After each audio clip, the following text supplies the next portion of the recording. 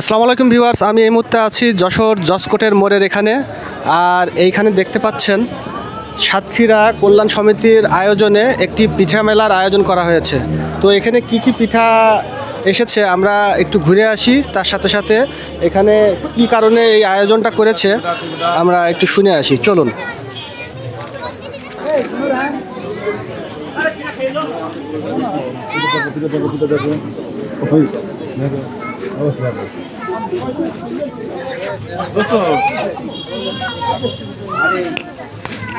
আসসালামু আলাইকুম আপু।